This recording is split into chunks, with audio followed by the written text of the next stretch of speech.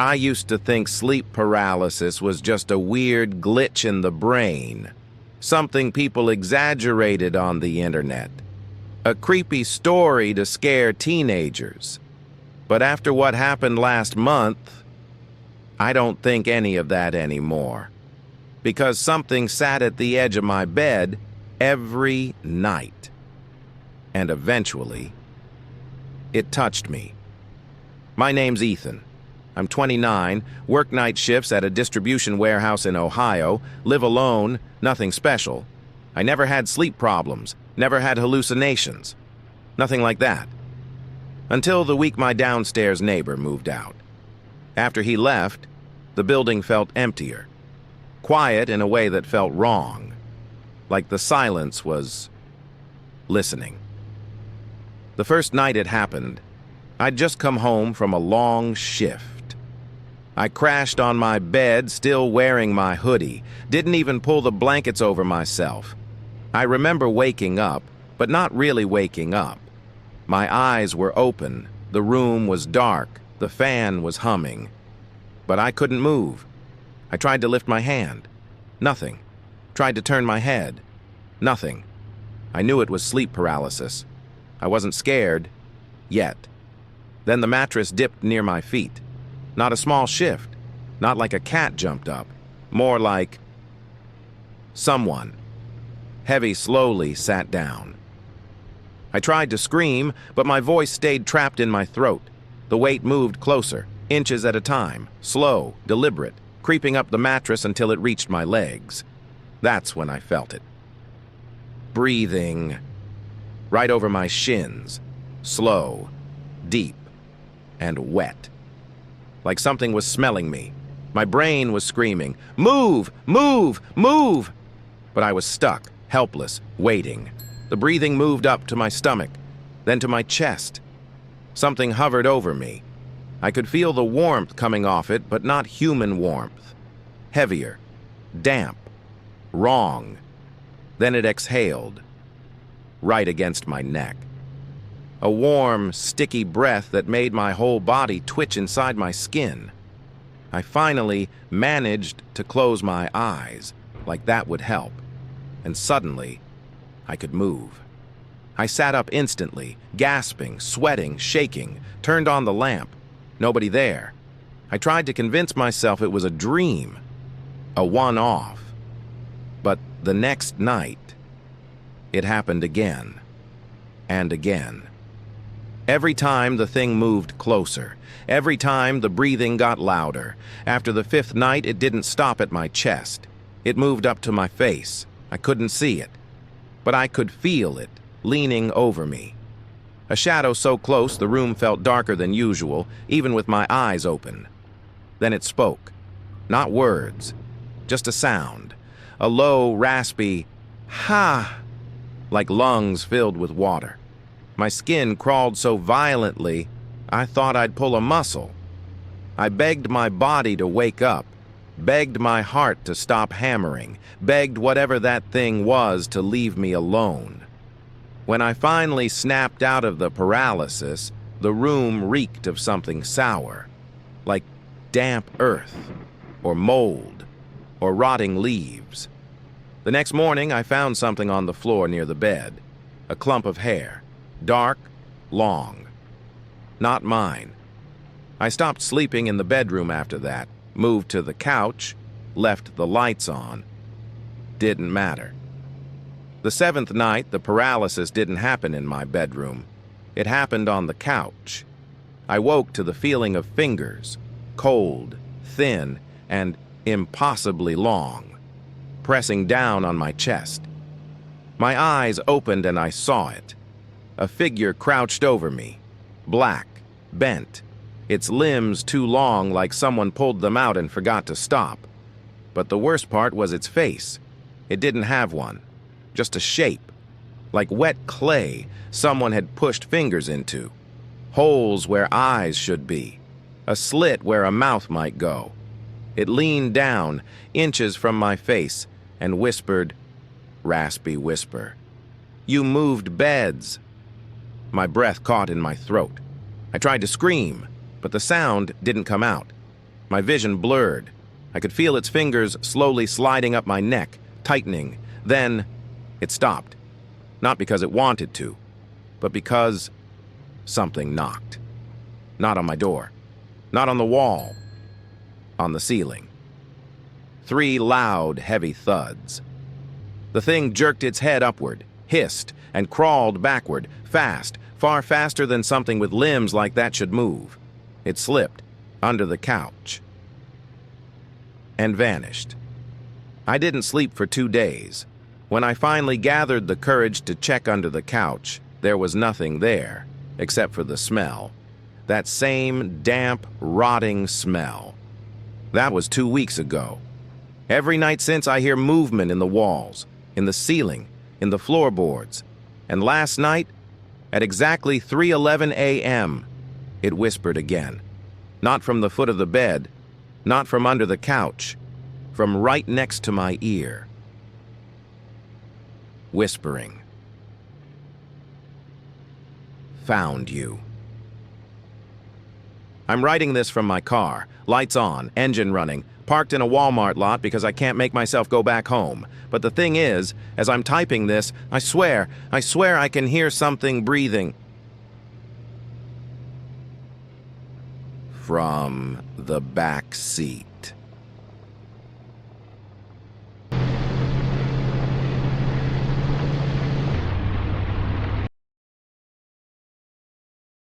Patient. I sat up, confused. I checked the time. 3:12 a.m. Great. I got up quietly and looked through the peephole. Nothing. The hallway light flickered like it always does, but there was no one in sight. I was about to walk away when my phone buzzed. An unknown number. One message. I'm here. I just stood there staring at the screen. I texted back. Who? No typing indicator. No pause. Just another message.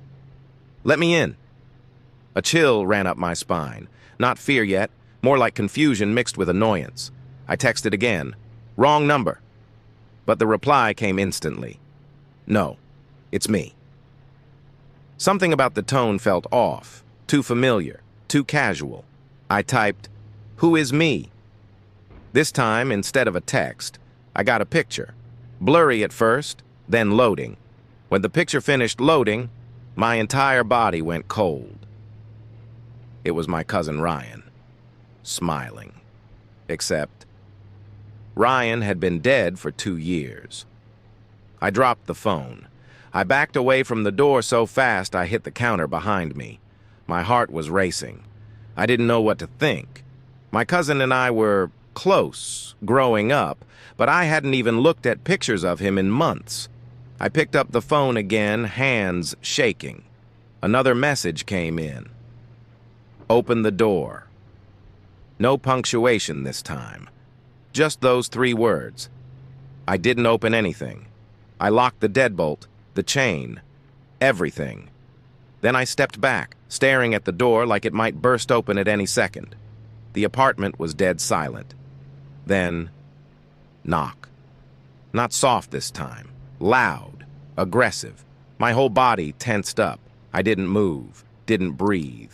Another knock, then another, then silence. I didn't dare go closer. I stayed in the living room, gripping my phone like it was a weapon. After a few minutes, the screen lit up again. A voicemail from the same unknown number. I didn't want to listen, but of course I did. I held the phone to my ear. For a moment, it was just static, then breathing, slow, deep, right next to the mic. Then a voice whispered, whispering, "I know you're awake." I dropped the phone again, and then the lights in my apartment flickered. Not all of them, just the hallway light. It buzzed, dimmed, and then went completely dark. My apartment had never done that before. Then came the sound that changed everything. A creak from my bedroom door. It was half open. Now it moved another inch on its own. I whispered, "Hello?" Something inside the bedroom moved. Slow footsteps, dragging, like someone's foot scraped the floor. Then a voice, a broken whisper, came from the darkness. Broken whisper. "Hey, it's me." I wanted to run, but my legs wouldn't move. Something was standing in my bedroom, something that sounded almost like my cousin, but not quite. The breathing, the tone, everything was wrong. "Come on," the voice whispered. "Let me in." It sounded closer now, right behind the door. I grabbed my keys, my wallet, and I ran out of the apartment without even putting on shoes. I sat in my car until sunrise, shaking, replaying everything in my head. When I finally went back inside the next morning, the apartment felt empty, dead. But there was something new. On my bedroom door, in long, uneven letters finger-dragged through the dust. "Let me in next time." I almost threw up when I saw it. But the story doesn't end there, not even close. For the next few days, everything felt off. My electronics glitched. Lights flickered randomly. I kept waking up at 3:12 a.m. exactly. Every night, same minute, same cold sweat. On the fourth night, around 3 a.m., my phone buzzed. Not a message, a video call from that same unknown number. I should have ignored it. But my hand moved on its own. The call connected. The screen went black. And then something appeared. A face. Too close to the camera. It looked like my cousin Ryan, but the eyes were wrong. Too dark. Too wide. Too hungry. He smiled. The same smile from the photo, but stretched wider, unnaturally, like someone pulling at the skin from behind. His voice came through the speaker. "I'm inside." Then the call ended. I turned around so fast I tripped. Nothing was there, but I swear, I heard breathing behind me. I left the apartment that night and stayed with a friend. I didn't tell him the truth. I just said something was wrong with the wiring. I didn't want him to think I was losing my mind. But I wasn't imagining anything. Because 2 nights ago, it happened again. I got home late, opened the door, turned on the light, and there, on my kitchen table, was my phone. Except I had taken my phone with me. It was in my pocket. This one was identical. Same case, same cracked corner, same scratches. It buzzed. A notification appeared. One new video. I shouldn't have watched it, but of course I did. The video started shaky, dark at first, then it shifted, and I saw something that made my heart stop. It was me sleeping in my bed, recorded from inside my room. The camera got closer and closer to my face, and then I saw it. A hand, long, pale, wrong, reached into frame and brushed my hair back. The video ended. Now, I don't know what this thing is. I don't know if it's pretending to be my cousin, or if it's something older, something that knows how to use grief like a key. All I know is, it still knocks. Every night. 3 taps. Always soft. Always patient. And last night, it didn't knock on the door. It knocked on the inside of my closet. I think it's getting closer. I think it wants in. And I think, next time, I might not get the choice.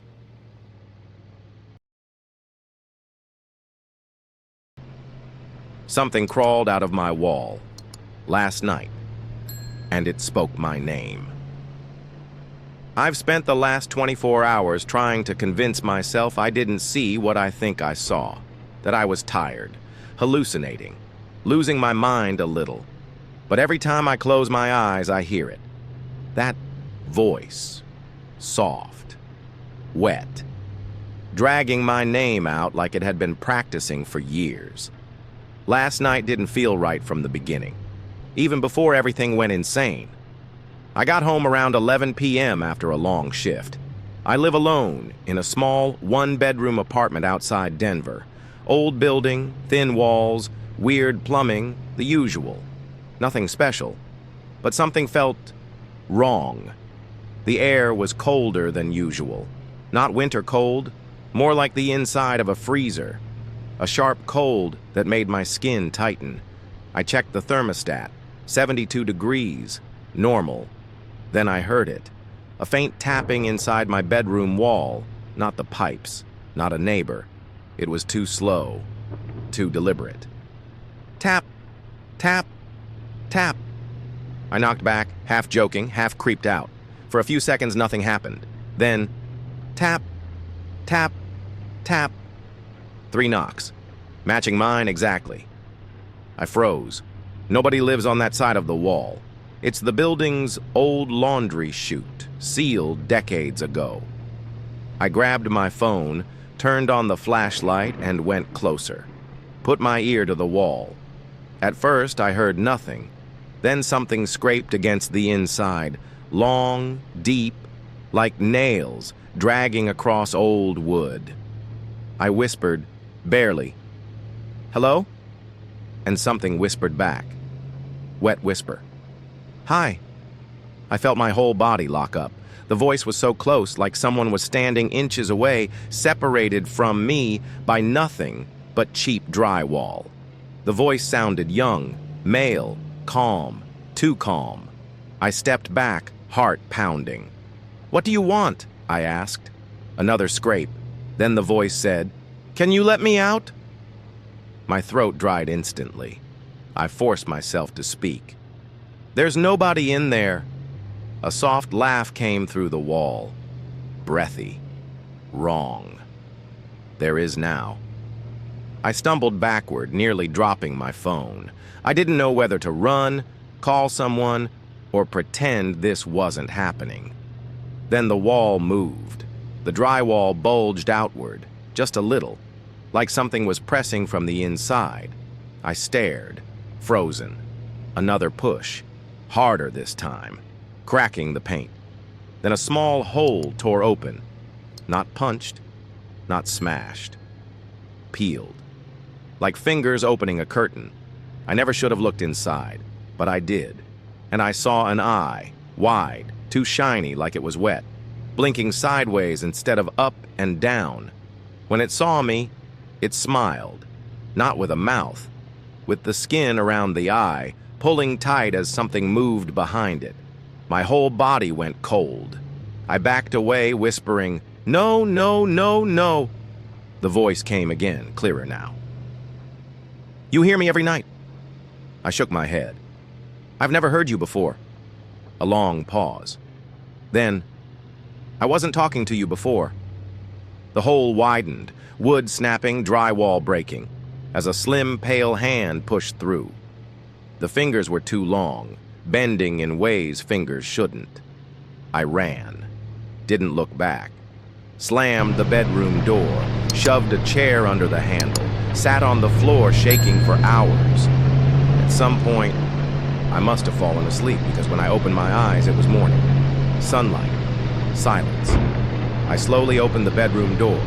The wall was intact, perfect. No hole, no cracks, nothing.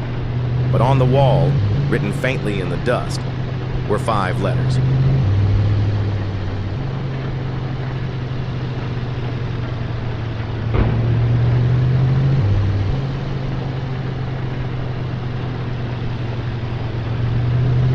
And underneath it, "Tonight, the wall opens all the way.